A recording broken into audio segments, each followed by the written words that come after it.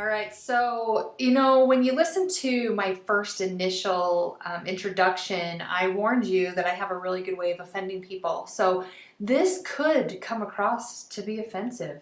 I think parents are going to be in love with this podcast episode, and young adults are going to want to string me up with my ideas.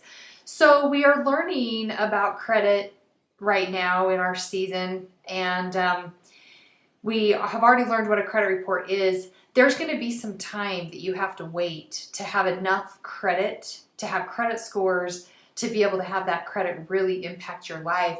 There's a few things that need to go on while you're waiting your time for those credit scores to really get ground and really benefit you.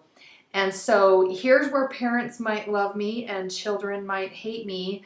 But there's this really cool misunderstanding that when you turn 18 and you're out of high school and you're living in your mom's basement or dad's basement or grandma's basement, that you don't have to pay rent. The coolest thing you guys could do is start paying rent. I don't think that you need to go out and get your own apartment and rack up a huge amount of extra debt. I'm just saying, if you're going to live in your mom's and dad's and grandpa's basements, you need to pony up some money. And I'm going to tell you why. This is where the passion comes from. This is your credit is established by opening a line of credit, having that go to a credit reporting agency and giving you a score. The issue with that is you have some time in front of you. What if we could just kind of jumpstart your opportunity to show and prove that you have the ability to make payments on time? And that's all we're doing. Look at your budget. Look at your job. Can you kick $50 out per month to kick back to your parents? I'm just going to reference them as parents. Okay, so if you're listening to this and you live with your grandparents, parents, oldest sister, whatever your case might be, I don't really care. I'm going to call them all parents for the sake of having to repeat myself 15 different ways of who I'm talking about. So those adults you live with that could be appearing as a parental figure, we're going to call them parents. So with that being said, I've looked at my budget and I really could pony up $50. And you know what? Every month, I'm actually going to go to the bank and I'm going to get $50 out of my bank account so it shows that I have $50 coming out, and I'm going to hand that to my parents and say, here's rent. I'm going to do this for you on the first day of every month because you know what? I want to succeed in life. I'm going to be a pretty spectacular person, and I'm going to establish what's called a non-traditional line of credit. So I'm going to tell you, you're going to be a rock star with your parents if you go to them and say, Mom, Dad, sister, brother, grandparent, whatever you are, I'm going to pay you $50 a month to rent that room that I have lived in for 18 years, and now that I've graduated from high school and I'm 18, I'm going to pay you $50 to occupy that space. And I'm trying to create a unsecure line of credit. Isn't that great? I'm going to just create myself a non-traditional credit report so I am prepared to purchase my first home. And you're going to sound so good, and you're going to sound so responsible. And the coolest thing about this is you actually will become responsible, and you will be cool because you're actually, pay your bills. I'm not saying that $50 is what you should pay. I don't care if it's $10. The concept behind building a non-traditional credit report is I decided I owe some money somewhere and I'm going to create a track record of paying that payment. There are a few things that you can do to establish untraditional, non-traditional is what they call it, non-traditional lines of credit. That's going to come from a few things. Mom, dad, they bought a car because they had $5,000 laying around and they became the banker for you. And they don't really want to go to the bank and get a loan because it's an old beat up car and it's going to be a huge interest rate, and they'd rather just carry that loan for you. Because in my scenario, you have cool adult people around you that are helping you. So with that being said, you set up this payment arrangement that you're going to pay them back $150 a month for this car. Non-traditional credit line. Pay them back. Show proof that you've made the payment. And I'm going to elaborate just a little bit more on how you make the payment and document that. But it comes down to you want to have three. 1, 2, 3. Uno, dos, tres. That's my Spanish right there to throw that in.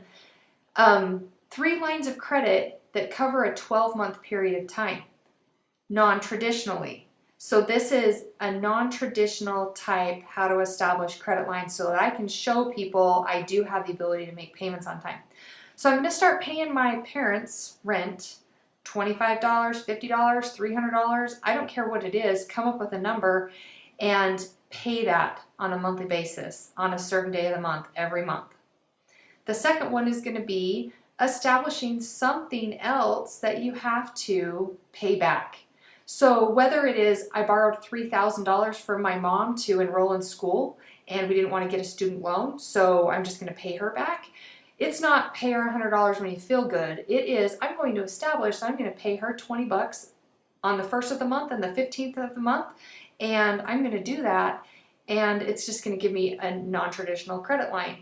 So borrowing money from anybody and then showing that you have the ability to pay it back in a timely manner on a certain day of the month and always the same increment, there's credit line number 2. So now we're paying rent, we're paying some loan we borrowed, and now we have a third one.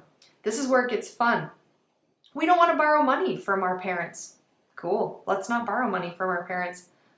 Let's pay our car insurance all on our own.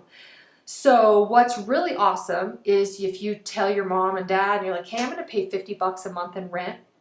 You know what's really great? You know that car out there I'm driving? I'd like to know what the monthly payment is on that car insurance. I want to leave it on your plan because I'm going to make a good financial choice and leave it on your plan, but I want to make that payment. Oh, my car insurance is $75 a month. Excellent, Mom. I'd like to pay that $75 a month also. And then here goes the third one. Look in your hand. You have a cell phone. Hey, Mom, Dad, Grandma, sister, whatever it is, I want to pay my own cell phone bill. Cha-ching! There's my third one. So now you are a responsible adult paying rent, paying for your car insurance, and paying for your cell phone. I just established 3 non-traditional lines of credit. I can guarantee you the faster that you can get yourself into a habit of paying a monthly payment on a certain day of the month that fits within your budget and creating those habits of paying payments on time, it's going to be a habit that will serve you well for the rest of your life. First of all, you're going to be like the favorite kid in the house for being the one that went to your parents and suggested you start paying your own way. How cool is that? And you also are establishing the ability to be credit, I guess, more credit savvy when it comes to non-traditional things. Now, here's the key. When you're looking at creating that perfect child status, you have to have a paper trail when it comes to creating those non-traditional lines of credit. Create Venmo, Zelle or Zelle, I don't know how to pronounce that, it's a silly name, Cash App, any of those that you want to set up because we live in a cashless world. Set it up and have it transfer from your bank account to Mom's bank account. Totally good with that. That is an incredible option because it's fast. You could be sitting on the couch, it's the first day of the month, you've set yourself a calendar event, oh, I gotta pay my mom $50. Jump on your phone, pay her $50 through Venmo. Now you can print off your Venmo transaction list and show that you have paid Mom $50 per month for that rent payment you've got. Do the same thing with your cell phone bill. Label it. I'm familiar with Venmo, so I'm just going to use Venmo as my example, but I would assume that you could probably do this with most, is when you send money in Venmo, you can say what it's for. So put March rent, April rent, February rent, whatever the month is, so that you have a really easy way to go back and print out 12 months of that transaction history to be able to show your creditor, hey, I know I don't have credit, I don't have an actual credit score, but I can show you proof that I've paid rent to my mom, that I've paid my car insurance, and I've also been paying my cell phone bill for 12 months. You look amazing on paper at that point. So creating a non-traditional credit report as soon as you possibly can is huge. Your credit scores are going to come, but you also want to have the backup plan of becoming a responsible adult and get in the habit of getting those payments ready to be paid out on a timely manner. So I just want to leave you with a little bit of advice. Becoming an adult straight up sucks. We dream our whole lives of getting out of high school and becoming an adult because it's the cool thing to do.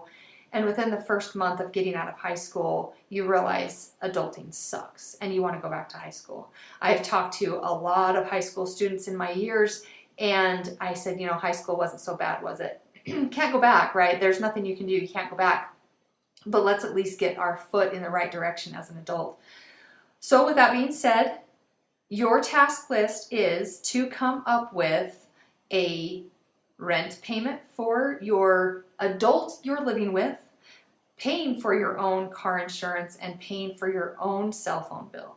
That's going to create a non-traditional credit report, and you're also going to figure out how you're going to track that on your Cash App, Venmo. If you want to get a checkbook, you could actually write a check, transfer it from your account to mom, set it up on an auto pay, physically go to the bank, pull the money out. You have to physically pull the money out because then you'd be providing 12 months of bank statements showing that $50 a month came out on the first of every month, and that would show that as a track record.